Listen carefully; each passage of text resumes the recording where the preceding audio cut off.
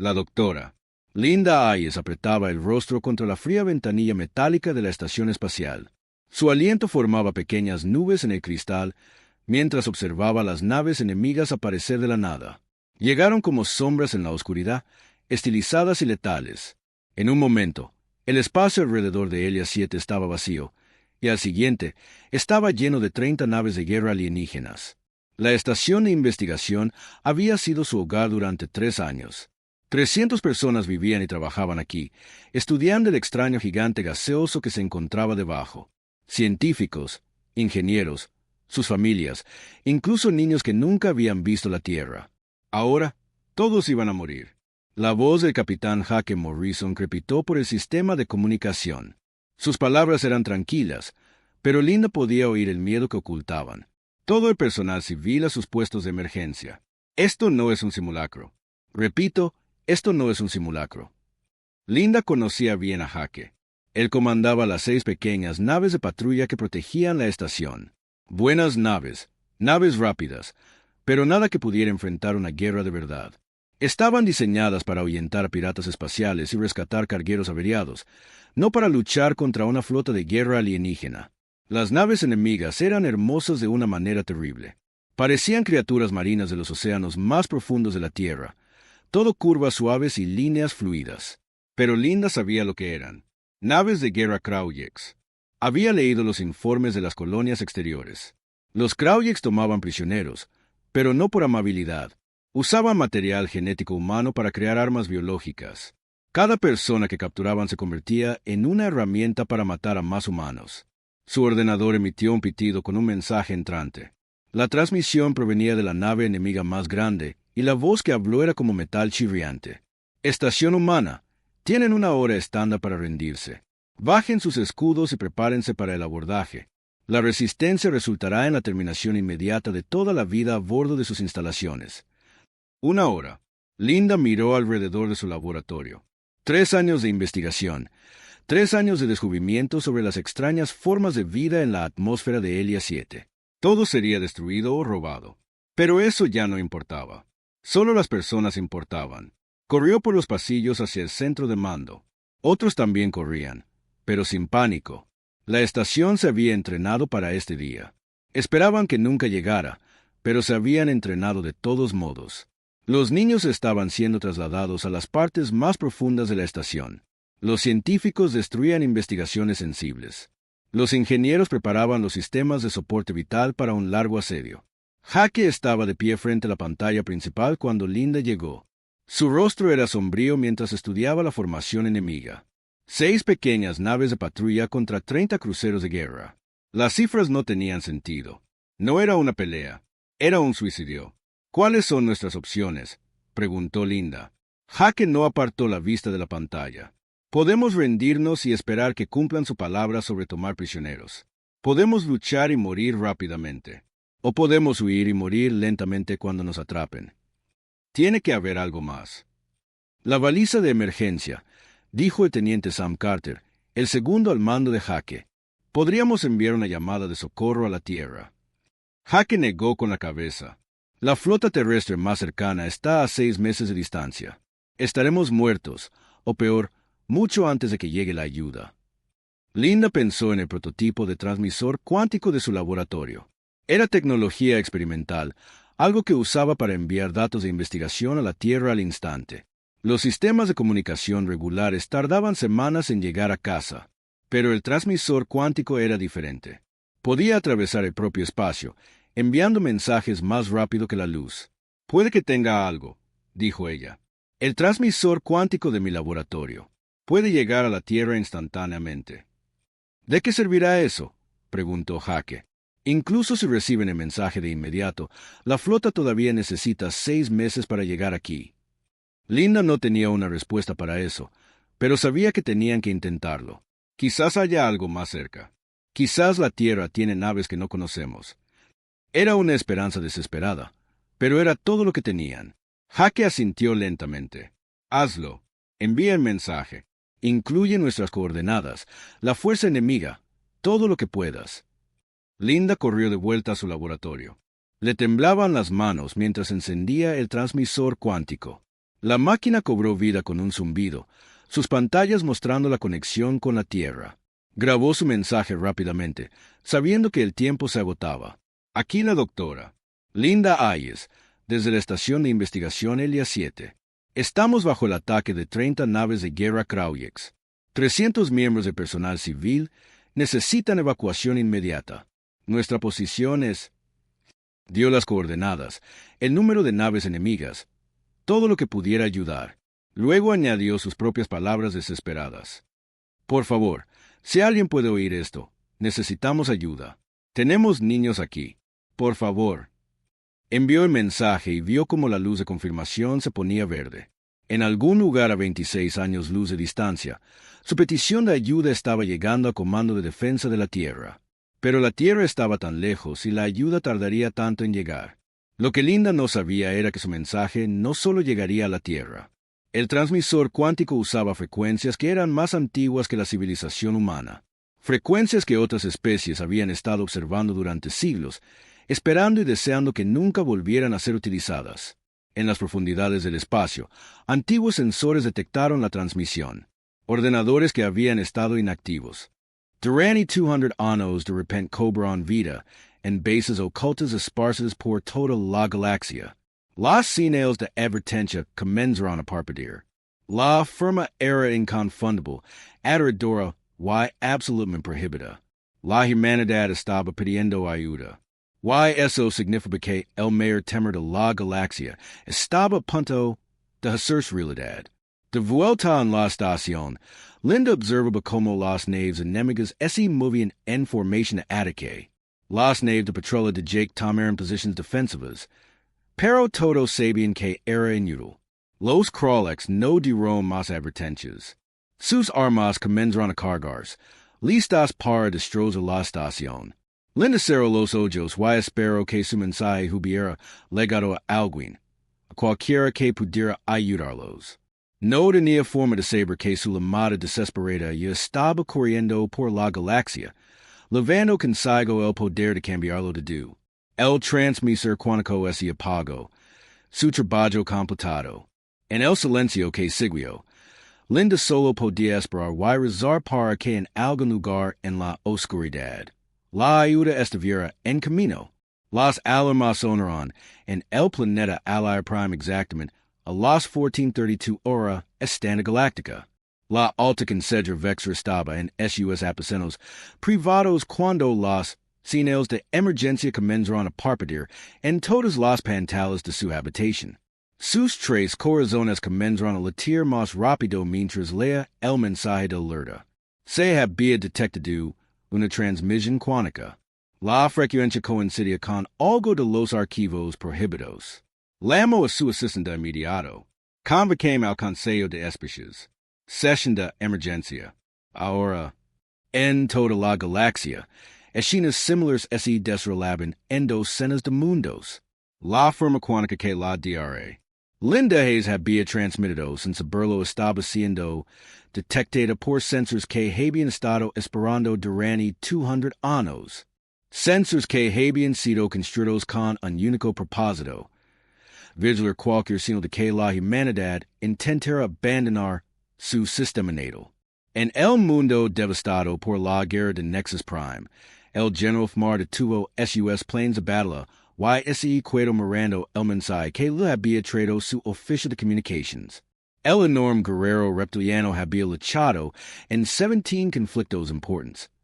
Pero le temblaban las manos al leer el informe, una baliza de socorro humana.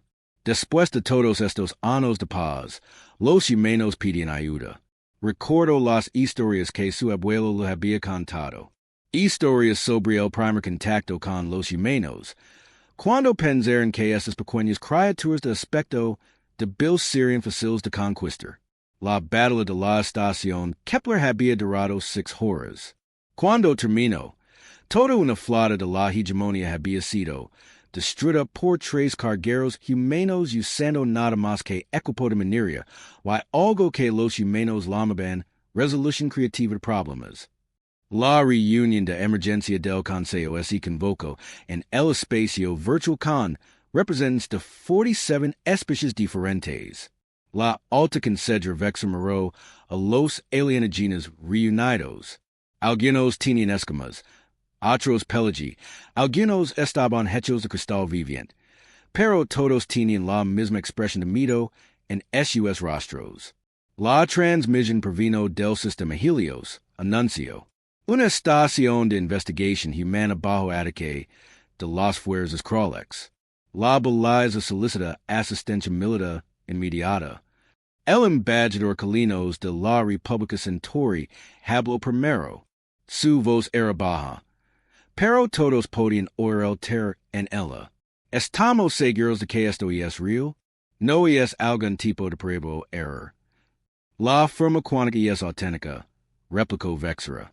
La frecuencia coincide exactamente con los archivos restringidos. Y es una genuina llamada de socorro militar humana. La Cámara del Consejo quedó en silencio. Muchos de los delegados más jóvenes no entendían lo que esto significaba. Habían crecido durante los años de paz, cuando la humanidad permanecía tranquilamente en su propio sistema solar, y comerciaba con otras especies a través de canales cuidadosamente controlados. Pero los delegados más viejos recordaban porque la humanidad había aceptado quedarse en casa. La imagen del general Fokker parpadeó mientras hablaba desde su nave de mando. Necesitamos discutir nuestras opciones. Los crawlex no saben lo que han hecho. Han atacado una instalación humana. Cuando la tierra es antir, la tierra no es enarrara. Interrumpió la almirantes exmora de la Federación de Comercio. La transmisión se envió en frecuencias antiguas. El Comando de Defensa de la Tierra, USA, sistemas diferentes ahora.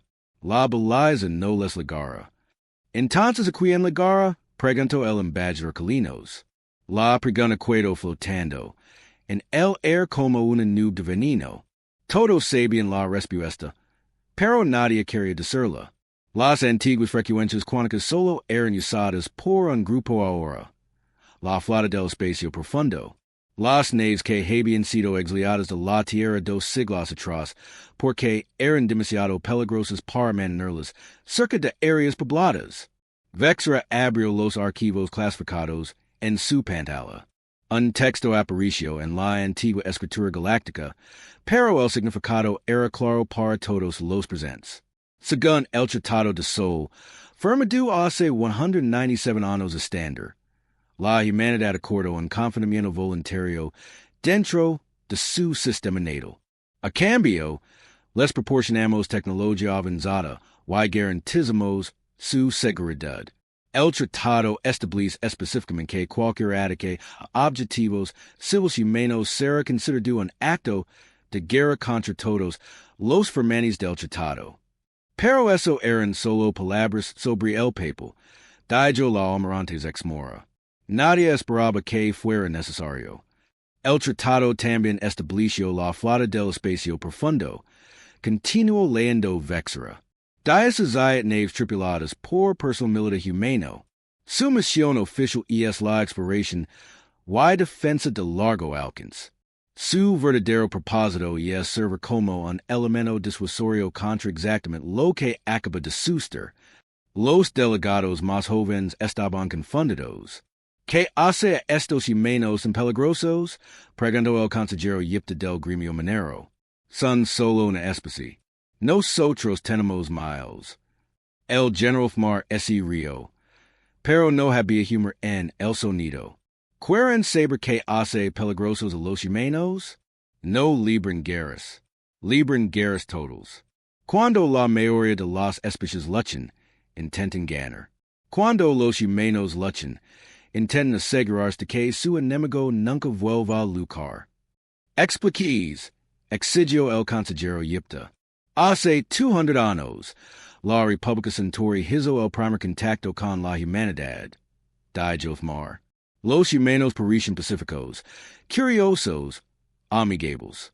Los Centauri decidieron probar sus capacidades militares con un pequeño conflicto. Nada serios, solo una forma de establecer dominio. El embajador Calinos hizo una mueca al recordarlo. Su abuelo había sido parte ese equipo de primer contacto. Los centauri atacaron una estación minera humana, continuó mar. 50 naves contra una pequeña instalación. Esperaban una rendición rápida. En cambio, los humanos convirtieron su equipo de minería en armas. Los rompe asteroides se convirtieron en destructores de naves. Los transportadores de mineral se convirtieron en naves de abordage. Los drones de construcción se convirtieron en misiles guiados. La cámara del consejo estaba en silencio sepulcral ahora. Pero ese no fue la partidora, dijo mar. La partidora fue lo rápido que se adaptaron. Cada táctica que usaron los centauri, los humanos la contrarrestaron en minutos. Cada arma que dispararon los centauri, los humanos encontraron una manera de usarla contra ellos. No era solo luchar, era aprender. Aprender, evolucionar y mayor en tiempo real. La batalla duró 6 horas, dijo el embajador Calinos en voz baja. Cuando terminó, 50 naves de guerra centauri habían sido destruidas o capturadas. Los humanos tuvieron 0 bajas. 0, preguntó el consejero Yipta. 0 muertes, 0 heridos, 0 naves perdidas. Confirmó Calinos. No solo ganaron perfectamente. La alta consejera Vexer mostró otro archivo. Después de la batalla, estudiamos la historia humana. Aprendemos sobre sus guerras en la Tierra, armas nucleares, guerra biológica, tecnologías capaces de destruir planetas. Pero lo que más nos asustó fue su psicología. Los humanos no se rinden, no se dan por vencidos. Siguen luchando hasta que su enemigo está completamente destruido. O ellos lo están. Así que hicimos un trato, dijo el general Fokker. Les dimos tecnología, recursos, cualquier cosa que quisieran. A cambio, acordaron cuidarse en su sistema natal. Nos dijimos a nosotros mismos que era por la paz galáctica. En realidad, fue porque estábamos aterrorizados de lo que pasaría se extendían por la galaxia. El mensaje de la baliza de emergencia se reprodujo de nuevo en las pantallas del consejo. La voz desesperada de la diaria. Linda Hayes lino la cámara, suplicando ayuda contra el ataque Kralex. 300 civiles amenazados por un enemigo que no sabía lo que había despertado. La flota del espacio profundo responderá, dijo Vexer finalmente. El tratado lo requiere. Y cuando lo hagan, los Kralex aprenderán por qué países 2 siglos aseguran donos de que los humanos nunca abandonan su sistema natal. ¿Cuánto tardan en llegar? Preguntó la almirante Zexmora. Vexer revisó las pantallas tácticas. La unidad más cercana de la flota del espacio profundo está a 6 horas del sistema Helios. Los Kralex tienen 30 naves. Los humanos tienen 17. Esas no son buenas probabilidades, dijo el consejero Yipta. La risa del general Fmar fue oscura y terrible. Tienes razón. Esas no son buenas probabilidades para los Kralex. La cámara del consejo quedó en silencio mientras la implicación colabajando. Después de 200 años de paz, la humanidad estaba a punto de recordar a la galaxia porque habían aceptado quedarse en casa. Los Kralex habían cometido el peor error en la historia galáctica. Habían atacado a civiles humanos. Y ahora, la flota del espacio profundo venía a cobrar la deuda. El comandante de flota Zarek estaba en el puente de su nave insignia, observando su pantalla táctica con satisfacción. La estación espacial humana colgaba en el espacio como una fruta de metal, lista para ser recogida. Sus 30 naves de guerra la rodeaban por completo. No había escapatoria, en hay esperanza, en hay posibilidad de rescate. Los humanos habían estado en silencio durante la última hora. Sus 6 pequeñas naves de patrullo flotaban cerca de la estación, pero no hacían movimientos amenazantes. Zarek esperaba que atacaran. La mayoría de las especies se defendían cuando estaban acorraladas, incluso sin ninguna posibilidad de ganar. Pero estos humanos parecían diferentes. Estaban esperando algo. Comandante, gritó su oficial de sensors. Estoy detectando lecturas extrañas en los escaneros de largo alcance. Zarek se acercó a la estación de sensors. ¿Qué tipo de lecturas? Distorsions espaciales. Algo grande está saliendo del hiperspacio. Múltiples contactos. La pantalla principal parpadeo, y cambio para mostrar el borde exterior del sistema Helios. El espacio vacío de repente se retorció y se dobló como agua siendo agitada. Entonces, apareció la primera nave. Zarek nunca había visto nada igual. La nave era masiva, fácilmente el doble del tamaño de su nave insignia. Su casco era de metal gris oscuro con ángulos extraños que parecían curvar la luz a su alrededor. Luces rojas recorrían sus bordes como cicatrices brillantes. Parecía algo construido con un único propósito: la guerra. ¿Cuántas naves? Exigió. 17 contactos confirmados. Todas naves de clase grande. Configuración desconocida. Más naves salieron del hiperspacio. Cada una tan aterradora como la primera. Se movían en formación perfecta como un banco de pex mortals. Sus cascos levaban marcas que Zarek no reconoció, símbolos que parecían duros y angulares bajo la luz de las estrellas.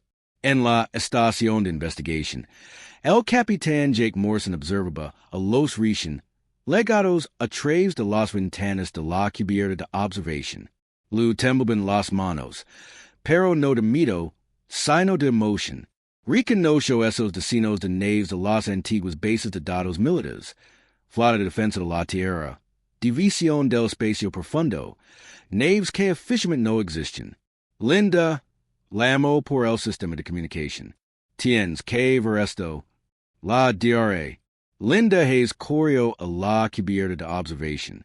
Cuando vio las 17 naves de guerra tomando posiciones alrededor del sistema, sintió que sus piernas se debilitaban. Son naves humanas. Jake lo confirmó. Tu mensaje llegó. La ayuda está aquí. La nave líder abrió un canal de comunicación. La voz que se escuchó fue tranquila, profesional y absolutamente aterradora en su confianza. Aquí la comandante Lisa Park de la Flota de Defensa de la Tierra. Estamos respondiendo a su llamada de socorro. Se ordena a todas las naves civiles que evacúen la zona de combate inmediatamente. Nosotros nos encargaremos de las fuerzas hostiles. Linda miró la flota con asombro. Había estudiado la historia militar de la Tierra en la escuela, pero estas naves estaban más allá de cualquier cosa sobre la que hubiera leído. Se movían por el espacio como seres vivos, ajustando sus posiciones con una precisión imposible. Incluso a distancia, podía ver puertos de armas abriéndose a lo largo de sus cascos como bocas hambrientas. De vuelta en la nave insignia de los Kralex, Zarek intentaba comprender lo que estaba viendo. Sus sistemas informáticos no tenían información sobre estas nuevas naves. Los destinos del casco eran desconocidos. Las firmas de energía no se parecían en nada en la base de datos Kralex. Pero las naves eran claramente naves militares, y eran claramente hostiles a su presencia. Envían un mensaje a la flota desconocida. Ordeno, exigen su rendición inmediata. Su oficial de comunicaciones parecía nervioso. Señor, no responden en vuestras llamadas. Simplemente están esperando. Zarek estudió la pantalla táctica. 17 naves contra sus 30. Los números estaban a su favor, pero algo se sentía mal. Las naves humanas no se movían a formación de ataque. No cargaban armas ni levantaban escudos. Simplemente flotaban en el espacio como gigantes dormidos. Comandante Park, legó una transmisión desde la estación de investigación. Aquí el capitán Morrison. Tenemos 300 civiles a bordo. ¿Cuánto tiempo antes de que pueden comenzar la evacuación? La evacuación no será necesaria, capitán, replicó la comandante Park. Ella and su gente de las sections exteriors y mantengan silencio de comunications. Esto terminará en breve. Linda agarró el brazo de Jake. ¿Qué decir con que terminará en breve? Hey, 30 naves enemigas ahí fuera. Jake estaba leyendo algo en su pantalla táctica. Su rostro se había puesto pálido. Linda, mira las letras de los sensores de esas naves humanas. Ella miró los datos y sintió que se le cortaba la respiración. Las formas de energía eran masivas. Cada nave humana generaba más energía que toda la flota Kralix combinada. Pero todavía no se movían para atacar. Estaban esperando algo. El comandante de flota Zerk había tomado su decisión. Naves desconocidas o no, él tenía una misión que completar. Todas las naves apuntan a la nave enemiga más grande. Prepárense para disparar mi orden. Su flota comenzó a moverse en formación a ataque. 30 naves de guerra Kralix, veteranas de una docena de conquistas exitosas, armadas con las armas más avanzadas que su especie había construido. Nunca habían perdido una batalla. Ni siquiera se habían acercado a perder una. La comandante Park observó el movimiento enemigo en su pantalla táctica. El teniente Ben Walsh, su oficial de armas, levantó la vista de su puesto. Nos están apuntando, comandante. ¿Debo devolver el favor? Todavía no, dijo Park con calma. Desde que hagan el primer movimiento. Quiero que esto quede debidamente grabado para el tribunal. ¿Qué tribunal? Preguntó Walsh. Aquel en el que lo explicaremos al Consejo Galáctico porque la especie Kralix no existe. En la estación de investigación, Linda observaba cómo las dos flotas se enfrentaban en la oscuridad del espacio. Las naves Kralix parecían feroces y depredadoras, como cazadores que habían acorralado a su presa. Las naves humanas parecían tranquilas y pacientes, como maestros esperando que ellos nos cometieran un error. ¿Por qué no están luchando? Le preguntó a Jake. ¿Por qué los humanos no necesitan empezar la peli? Respondió Jake. Solo necesitan terminarla. El comandante de flota Zerk dio la orden de disparar. 30 naves Kralix abrieron fuego con todo lo que tenían. Reyes de energía y salvas de misiles cruzaron el espacio hacia la flota humana. El ataque fue masivo, abrumador, diseñado para destruir cualquier enemigo en segundos. Las naves humanas ni siquiera intentaron esquivarlo. Simplemente absorbieron el ataque.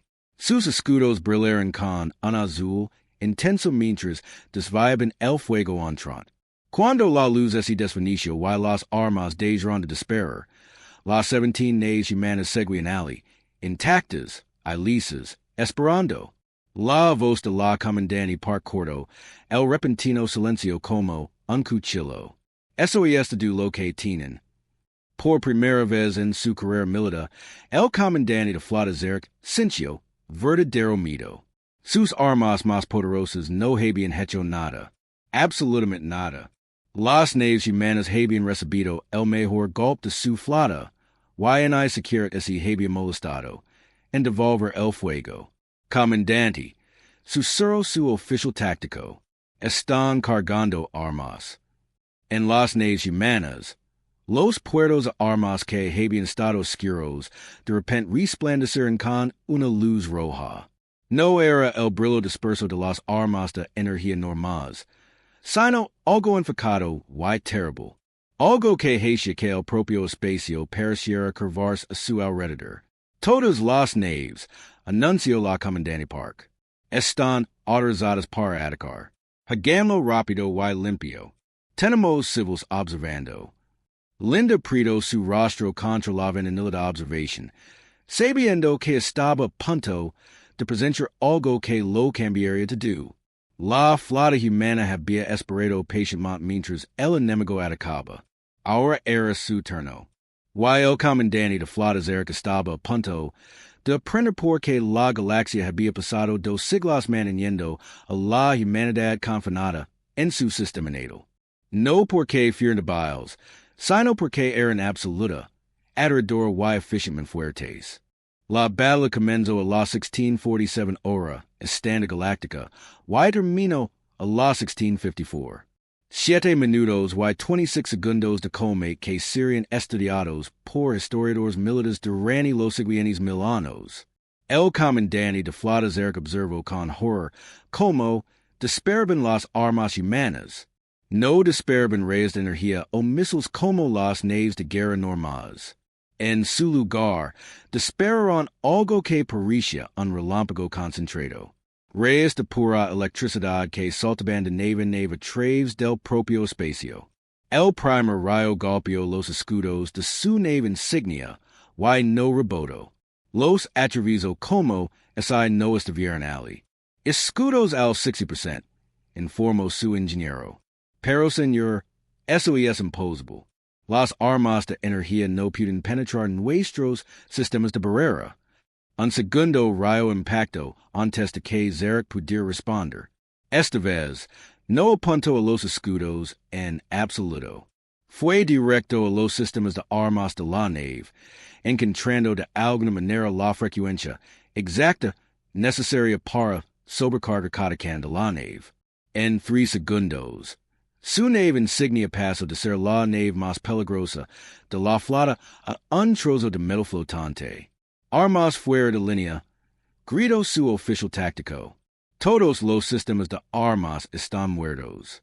No entiendo cómo lo hicieron. Alrededor de la nave insignia Kralex, lo mismo lo estaba sucediendo a todas las demás naves de la flota. Las armas de relámpagos humanas no intentaban destruir las naves enemigas. Las estaban desecando. Cada rayo apuntaba un sistema específico. Armas, motors, communications, support vital. Las naves Kralex estaban siendo desmanteladas paisa por paisa. En la estación de investigación, la DRA, Linda Hayes observable la batalla con creciente asombro. Había esperado explosions, fuego, naves estalando en brillantes destellos de luz. En cambio, estaba viendo algo que parecía más una cirugía que una guerra. Las naves humanas se movían con una precisión perfecta. Sus armas golpeando con una exactitud quirúrgica. No están tratando de matarlos. Le dijo al capitán Jake Morrison. Jake Asensio, con los ojos fijos en la pantalla táctica. Los están capturando. Cada nave de ESA Flota está siendo incapacitada, no destruida. Los humanos quieren prisioneros. Una por una, las naves de guerra Kralex se oscurecieron. Sus armas murieron primero, luego sus motors, luego sus escudos. En cuestión de minutos, 30 de las naves de guerra más temidas de la galaxia flotaban indefensas en el espacio como chiquitos rotos. En una había sido destruida. En un solo miembro de la tripulación Kralex había muerto. Todos habían sido capturados vivos. El comandante de Flota Zarek intentó enviar una advertencia al alto mando Kralex. Pero sus communications estaban muertas. Sus motors estaban muertos. Sus armas estaban muertas. Incluso sus sistemas de emergencia habían sido desactivados por las armas de relámpagos humanas. Su nave estaba intacta, pero bien podría haber sido una torre de metal flotando en el espacio. La voz de la comandante Lisa Park legó por la frecuencia de emergencia, el único canal de comunicación que aún funcionaba en toda la flota Kralex. Naves Kralex. Aquí la flota de defensa de la tierra han atacado a civiles humanos en violación de la ley galáctica. Sus naves están ahora bajo nuestro control. Preparantes para ser abordados. Naves de transporte se lanzaron desde la flota humana. Naves pequeñas y rápidas que se movían a través del campo de escombros como tiburones cazadores. Se acaparon a cada nave Kralex incapacitada y comenzaron a abrir paso a través de los cascos. Las tripulations crawlex en el interior solo podían esperar impotentes mientras los soldados humanos entraban en sus naves. El teniente Ben Walsh supervisaba las operations de abordage desde su puesto en la nave insignia de la Comandante Park. Cada equipo de transporte estaba equipado con armas no letales y suministros médicos. Sus órdenes eran claras. Capture a todos con vida. Tratar a los heridos y recopilar información sobre las operations militares de los crawlex. El equipo 7 informa que la nave insignia está asegurada, anunció Walsh. El comandante de Flota Zarek y su estado mayor están bajo custodia, sin bajas en ninguno de los bandos. La comandante Park asintió con satisfacción. Sin él los otros equipos que proceden con el procesamiento de prisioneros. Quiero una descarga completa de inteligencia de sus sistemas informáticos. Habrían de do lo que saben sobre la fuerza y las posiciones militares de los crawlex. La operación de abordage duró menos de una hora. 30 naves de guerra. Más de 15,000 miembros de la tripulación crawlex. Todos capturados en una sola muerte. Los soldados humanos se movían a través de las naves enemigas como fantasmas, apareciendo donde se les necesitaba, desapareciendo antes de que los crawlex pudieran reaccionar. No era solo eficiencia militar, era algo cercano a la perfección. La DRA. Linda Hayes recibió permiso para transportarse a la nave insignia humana. Quería ver a estos guerreros que habían logrado lo imposible. Cuando se materializó en la bahía de transporte, se encontró cara a cara con la Comandante Park. La oficial humana era más joven de lo que Linda esperaba. Quizás de unos 40 años, con cabello negro corto y unos tranquilos ojos gris. Lavaba en uniforme militar sencillo sin condecoraciones, excepto por una pequeña insignia que decía Flota del Espacio Profundo.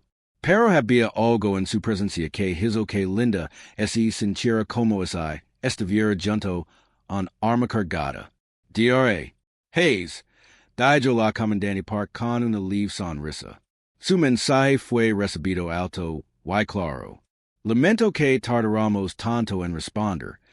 Tanto, lo miró fijamente. Llegaron en 6 horas. La flota terrestre más cercana estaba a 6 meses de distancia. No vinimos de la tierra, explicó Park. La flota del espacio profundo mantiene rutas de patrulla por todo este sector. Hemos estado observando la expansión de los crawlex durante algún tiempo, esperando que cometieran un error. Hoy, cometieron uno grande. Linda siguió a la Comandante Park al centro de mando de la nave. El puente no se parecía nada que hubiera visto antes.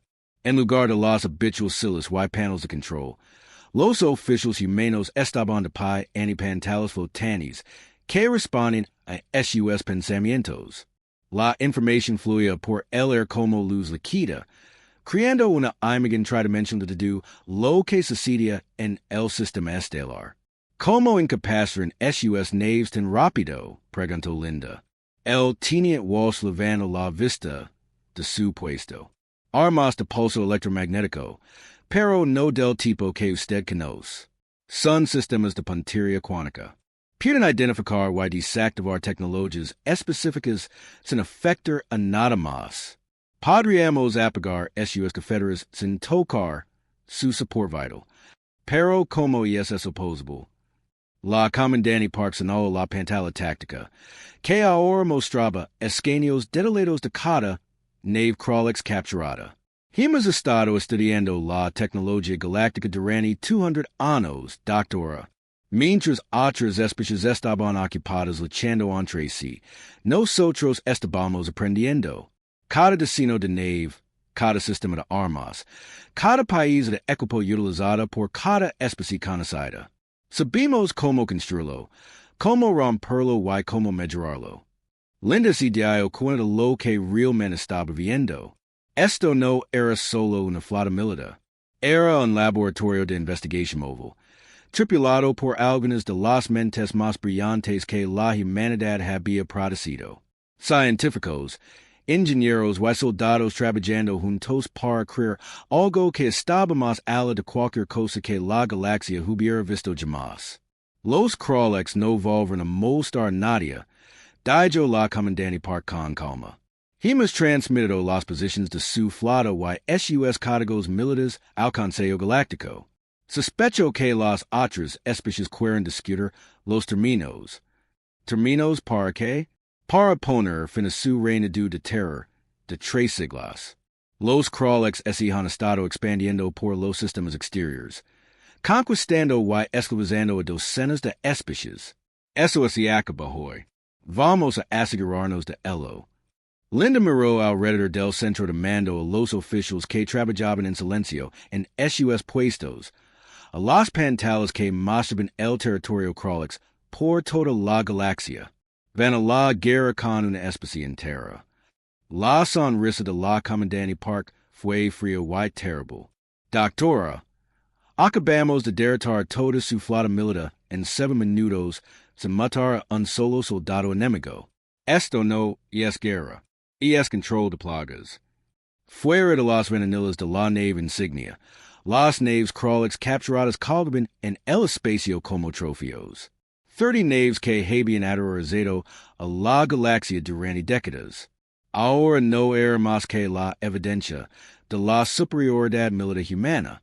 La tripulación de la estación de investigación estaba salvo. La amenaza inmediata había terminado.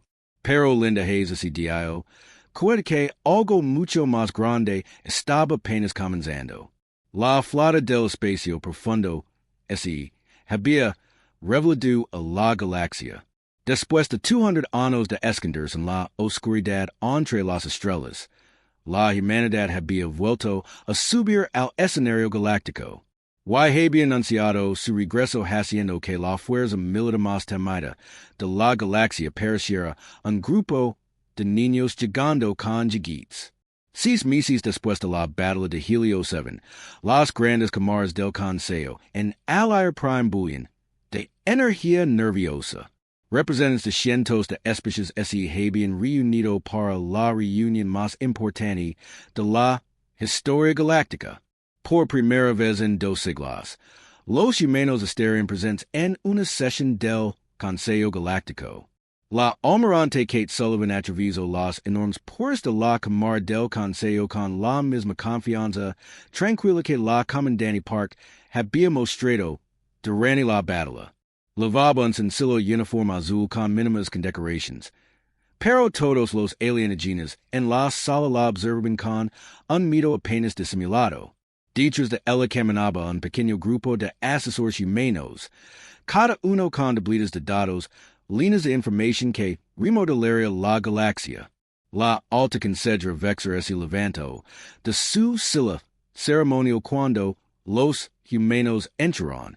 Sus 3 corazones latían tan rápido que temía que pudieran estallar.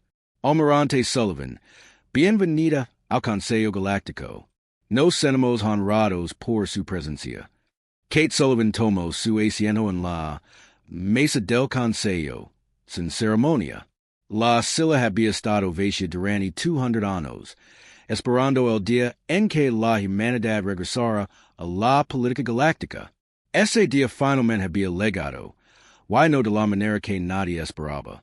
Gracias, alta concedra, dijo la almirante Sullivan. Traigo saludos de la tierra, y de la flota del espacio profundo. Agradecemos esta oportunidad para discutir el futuro de las relaciones galácticas. La palabra futuro provocó escalofríos entre los delegados reunidos. La hegemonía Kraleks no existe.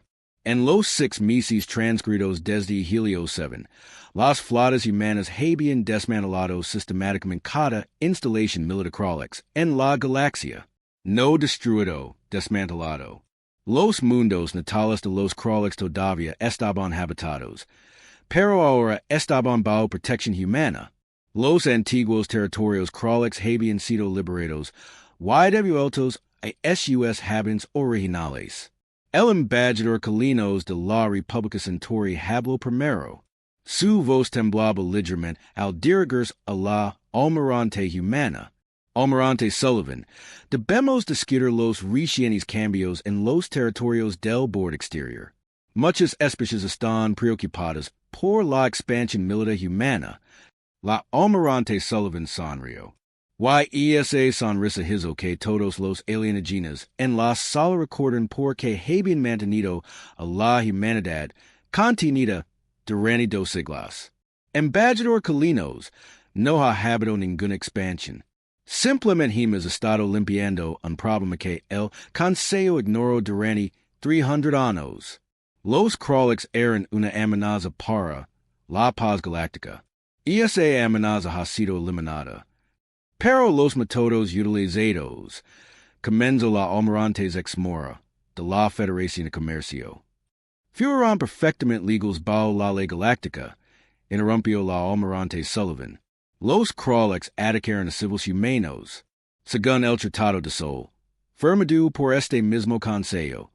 Cualquier ataque a objetivos humanos se considera un acto de guerra contra todos los miembros del Tratado. Simplemente estábamos cumpliendo con nuestras obligaciones bajo ese acuerdo. El general Fmar se movió incómodo en su silla. El viejo guerrero había temido este momento desde que llegaron los primeros informes de Helio 7.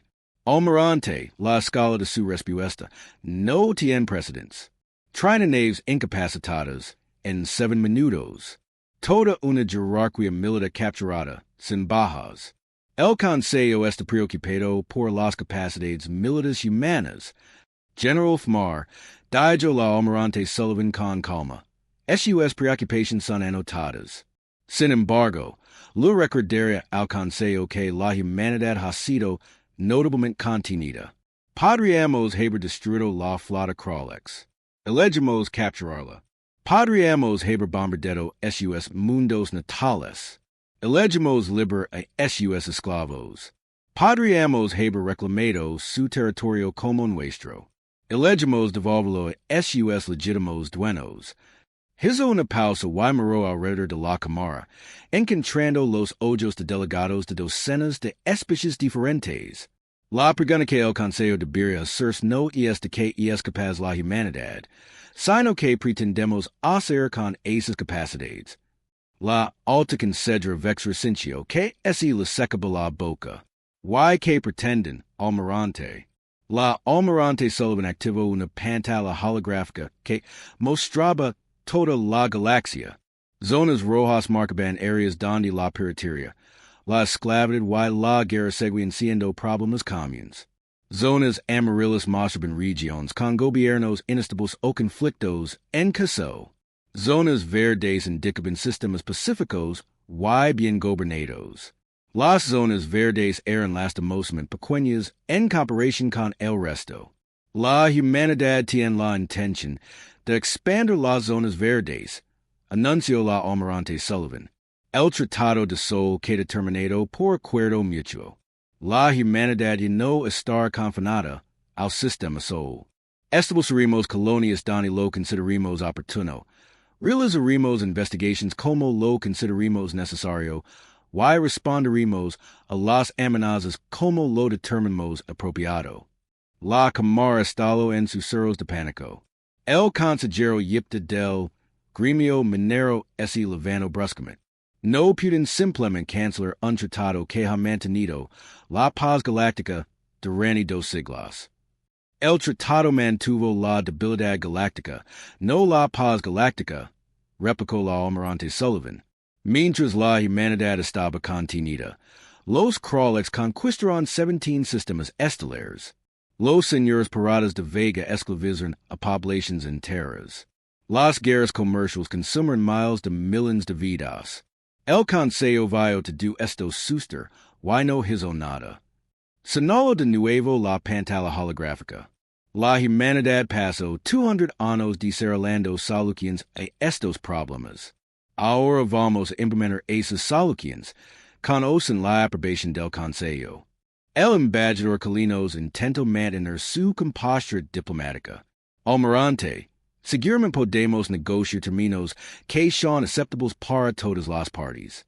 El Consejo este dispuesto a discutir modifications a los acuerdos existentes. Los términos son simples, dijo la almirante Sullivan. La humanidad asume la responsabilidad de mantener la paz en los sectores que designemos. Las organizaciones criminales serán desmanteladas. El comercio de esclavos será eliminado. La piratería terminará. A cambio, solo pedimos el derecho a establecer colonias y realizar comercio en igualdad de condiciones con otras especies. Y nos negamos, pregonó el general Fmar, aunque sabía la respuesta. La sonrisa de la almirante Sullivan regresó.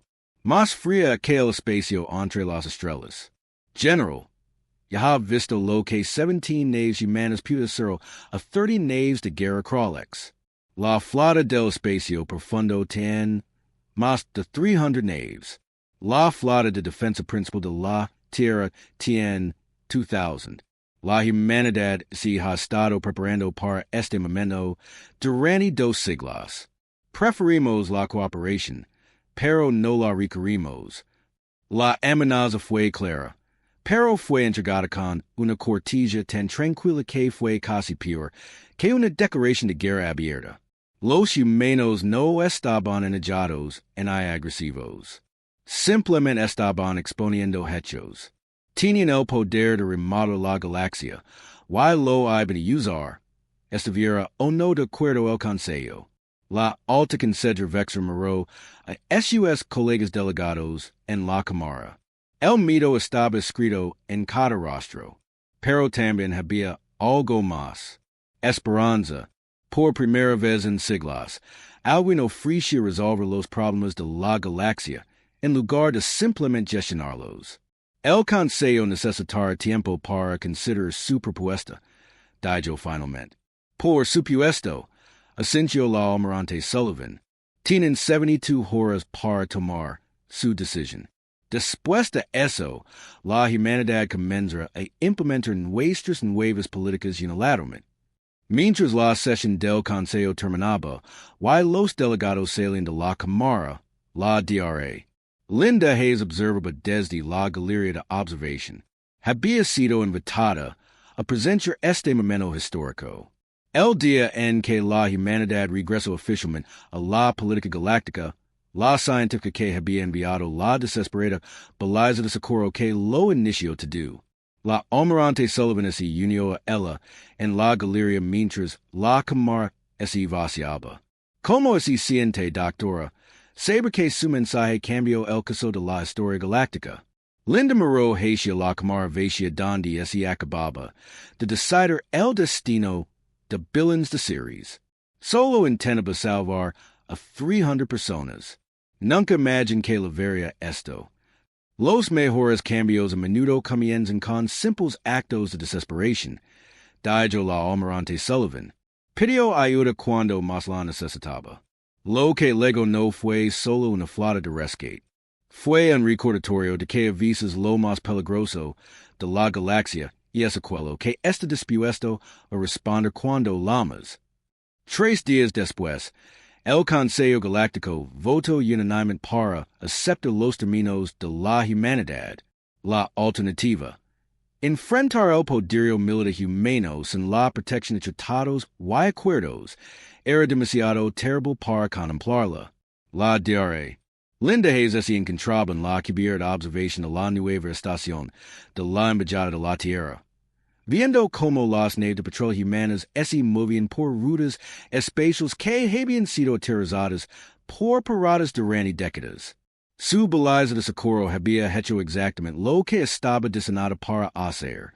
Había pedido ayuda. Lo que había legado era más de lo que nadie podría haber imaginado. No solo naves y soldados, sino la promesa de una galaxia mejor. Una galaxia donde los civiles no tuvieran que enviar mensajes desesperados a la oscuridad, esperando que a alguien le importara lo suficiente como para responder. La era del confinamiento había terminado. La era de la protección humana había comenzado. Y la galaxia nunca volvería a ser la misma.